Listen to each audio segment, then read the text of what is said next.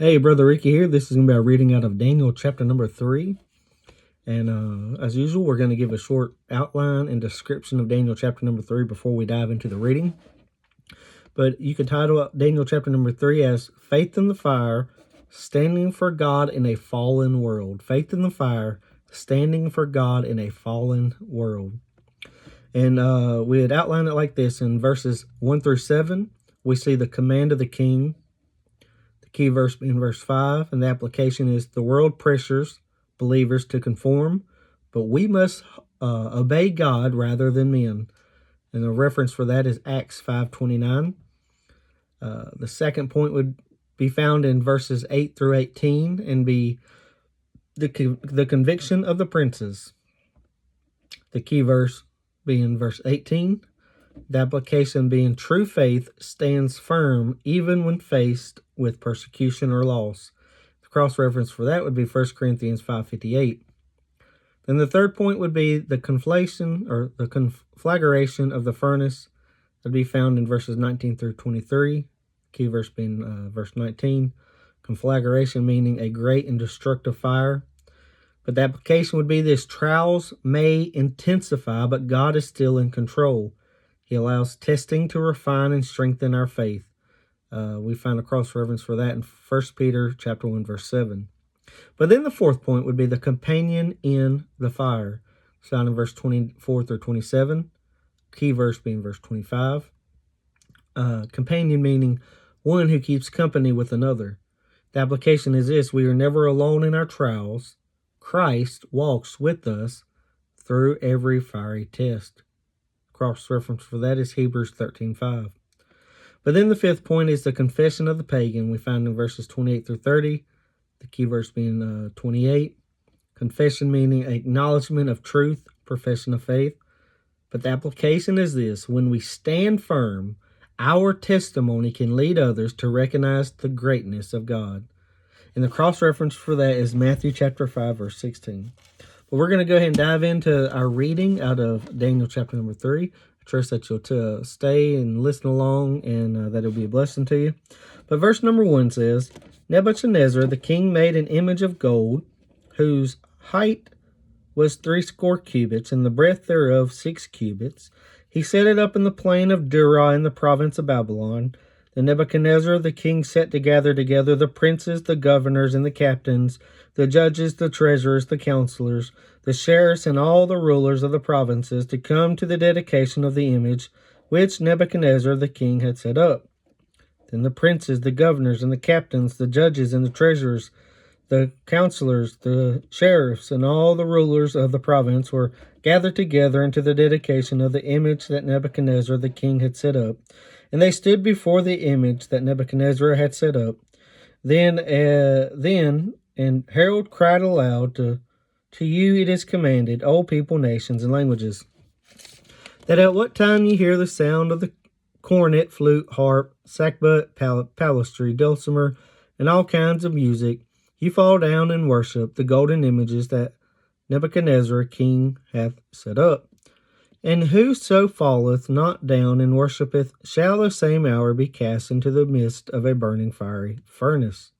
Therefore at that time, when all the people heard the sound of the cornet, flute, harp, psaltery, and all kinds of music, all the people, the nations, and the languages fell down and worshipped the golden image that Nebuchadnezzar the king had set up.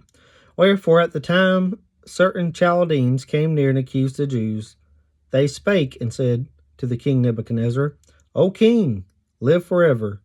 Thou, O king, hast made a decree that every man that shall hear the sound of the cornet, flute, harp, sackbut, psaltery, dulcimer, and all kinds of music shall fall down and worship the golden image. And whoso falleth not down and worshippeth, that he should be cast into the midst of a burning fiery furnace. There are certain Jews whom thou hast set over the affairs of the province of Babylon, Shadrach, Meshach, and Abednego. These men, O king, have not regarded thee. They serve not thy gods, nor worship the golden image which thou hast set up. Then Nebuchadnezzar, in his rage and fury, commanded to bring Shadrach, Meshach, and Abednego. Then they brought these men before the king. Nebuchadnezzar spake and said unto Abednego, Do not ye serve my gods, nor worship the golden image which I have set up. Now if ye be ready, that at what time ye hear the sound of the cornet, flute, harp, sackbut, psaltery, dulcimer, and all kinds of music, you fall down and worship the image which I have made. Well, but if you worship not, you shall be cast the same hour into the midst of a burning fiery furnace. And who is that God that shall deliver you out of my hands? Shadrach, Meshach, and Abednego answered and said to the king, O Nebuchadnezzar, we are not careful to answer thee in this manner. If it be so, our God whom we serve is able to deliver us from the burning fiery furnace, and he will deliver us out of thine hand, O king. But if not, be it known unto thee, O king, that we will not serve thy gods, nor worship the golden image which thou hast set up. Then was Nebuchadnezzar full of fury, and the form of his visage was changed against Shadrach, Meshach, and Abednego. Therefore he spake and commanded that they should heat the furnace 17 times more than it was wont to be heated. And he commanded the most mighty men that were in his army to bind Shadrach, Meshach, and Abednego, and to cast them into the burning fiery furnace. And these men were bound in their coats, their hosen, and their hats, and their other garments, and were cast into the midst of the burning fiery furnace. Therefore, because the king's commandment was urgent, and the furnace exceeding hot, the flame of the fire slew these men that took up Shadrach, Meshach, and Abednego. And these 3 men, Shadrach, Meshach, and Abednego, fell down bound into the midst of the burning fiery furnace. Then Nebuchadnezzar the king was astonished, and rose up in haste, and spake and said unto his counselors, Did not we cast 3 men bound into the midst of the fire? They answered and said unto the king, True, O king. He answered and said, Lo, I see 4 men loose, walking in the midst of the fire, and they have no hurt, and the form of the 4th is like the Son of God.